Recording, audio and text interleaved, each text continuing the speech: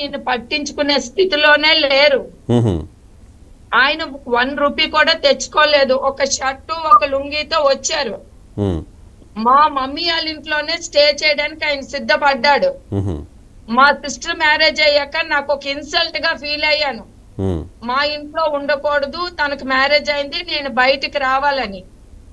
అప్పటికే ఒరిస్సాలోన ఒక brown quarry ఈయనకు కావాలంటే మా మమ్మీ డాడీ ఫైనాన్స్ ఇచ్చి వేయించారు.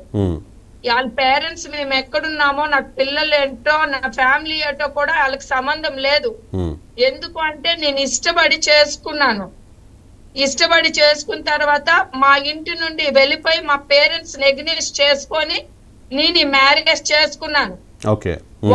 వాళ్ళ క్యారెక్టర్స్ మంచి కావని వాళ్ళ ఊరు మా పేరెంట్స్ పంపించకన్నా మా పేరెంట్స్ దగ్గరే ఉంచుకున్నారు. ఉంచుకొని మా డాడీ చాలా సార్లు చెప్పేవారు, ఒక పండగకి వెళ్ళు శ్రీను, ఒక దసరాకి వెళ్ళు శ్రీను, నీ పేరెంట్స్ ని చూడు శ్రీను. మా ఫాదర్ పొలిటీషియన్, మా పిల్లల్ని అడగండి.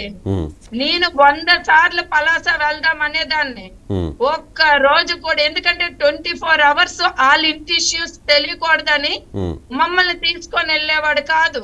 రైట్. మీకు ఎక్కడ పరిచయం అంటే ఇది అప్రస్తుతం కానీ సందర్భం వచ్చింది కాబట్టి అడుగుతూ ఉన్నా. శ్రీనివాస్ గారు మీకు మొదట్లో ఎక్కడ పరిచయం, ఎక్కడ స్టార్ట్ అయింది మీ పరిచయం? రిలేటివ్ అండి. రిలేటివ్. ఓకే. ఇష్టపడి చేసుకున్నారు మీరు? ఇష్టపడి చేసుకున్నారు. లవ్ మ్యారేజ్ అనుకోవచ్చా? ఇష్టపడి చేసుకున్నారు. Love marriage.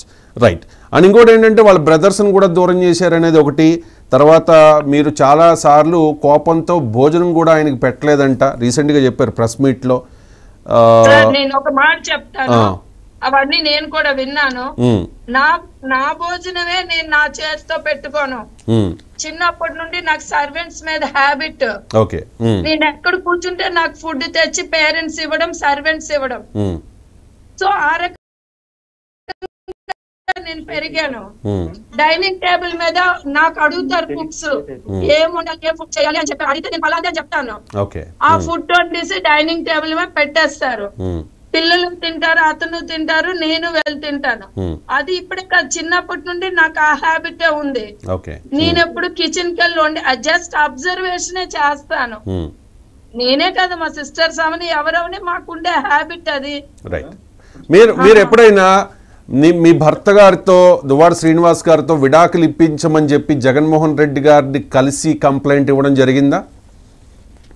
విడాకులు ఇప్పించమని నేను చెప్పలేదు సార్.